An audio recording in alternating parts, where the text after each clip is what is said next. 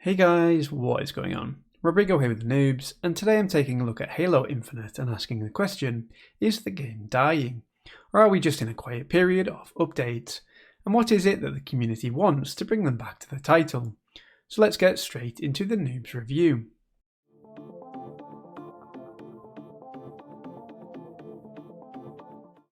Halo Infinite multiplayer was released back in November last year in a surprise announcement, which was a great feeling for the community to be able to jump into the game early. The game has solid reviews, as you can see on screen, and so this review is not questioning the quality of the initial product, but rather the longevity of the title, which has been billed as a live service offering. The easy place to look first is the player count. Heading over to the Steam charts, we start to get an idea of the problem. Now, Halo Infinite is obviously available on Xbox as well, and we're just looking at PC stats here. But if we consider the all-time peak of over 250,000 players, compared with the 24-hour peak, we see a humongous drop-off. I'm less concerned here with the playing now type figure, as there will inevitably be peaks and troughs throughout any given day. But that 24-hour peak, compared to the all-time, is a drop-off of 95.3%, and that's a pretty incredible stat. If we look further into the stats on Steam charts by month, we can see dramatic declines from one month to the next. Admittedly, for the last 30 days, we do have a peak player count of nearly 32,000, and again, this is just for PC, so that number is not a complete fall-off. So we have the stats, but the next question to ask is why? Why is this happening to an incredibly famous franchise within months of its release? Well, the simple answer in 3 words is lack of content. Let's remember that Halo Infinite is billed as a live service title, but admittedly that's a pretty loose term at the moment. We've had several iterations of the Tenrai event in the game, but that has been more focused on unlocking armour for your Spartan. The only other meaningful content drop we've had since launch was the Cyber Showdown event. Again, this brought some cool cosmetics, but it did also bring a new game mode in the form of attrition. This mode was fun and focused on a kind of ticket system of lives for each team in a 4 vs 4 format. The problem was that this was a limited time mode, and you can't currently, at least at the time of making this video, play it in multiplayer. It is worth noting, however, that if you really enjoyed this game mode, you can still set it up in a custom game. We've also not seen anything new in the way of map releases for the game either. Now on the Noobs we play a lot of Ranked. In fact, we stream it every Thursday evening, and I personally find it incredibly fun, challenging, and a good grind. The problem with Ranked, however, is that it's a very small rotation of maps, and by now we're also very used to the rotation of modes such as Oddball, Capture the Flag, and a few others. So we know the player counts are diminishing, and we think we know why, but is the game dying?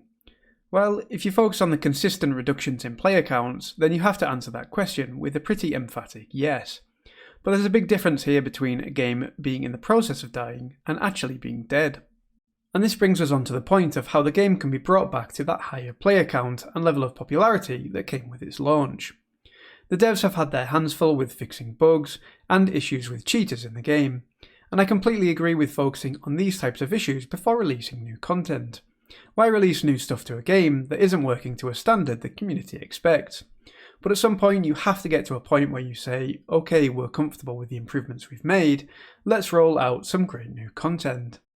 I think another thing that needs to be improved is communication, and in particular providing a roadmap to the community. If you don't have content to give us today, let us know what you've got planned and when we might be able to play it. Almost every comment I see on social media from the community contains the word roadmap and a query of why we don't have one yet. I think gaming communities will be patient enough if you inform them of stuff that will be coming at some point in the future. There's been a lot of talk on social media about the Forge mode coming to Infinite, and this is a staple of Halo titles in years gone by. This mode has, in previous iterations of Halo, allowed you to customize, save and share maps for custom games, doing things like editing the spawn points, the weapons and other variables.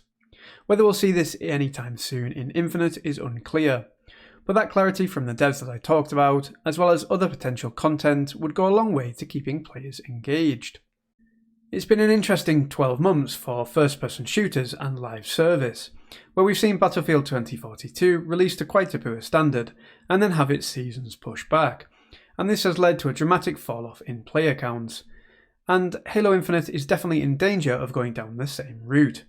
Although it must be said that the base offering for Halo Infinite is, in our opinion at least, far superior to Battlefield's. It would be great to see a steady rollout of new game modes, for example things like King of the Hill, where teams battle it out to keep control of a point on the map, and also some new maps to keep things fresh as well. Importantly, based on our personal playing preferences, it would be good to not only get these updates in generic multiplayer, but also to see them transition into ranked gameplay as well. But what do you think about Halo Infinite? Are you still playing it, or are you taking a break until some new content drops? There's no right or wrong answer here, and this video has just been our opinion on the current state of the game. Let us know in the comments below if you agree with our assessment or not, and what you'd like to see released when new content does eventually drop.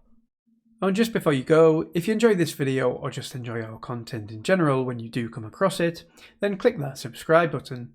We've got a great community, so do come and join us. Take care guys, and I'll catch you in the next one.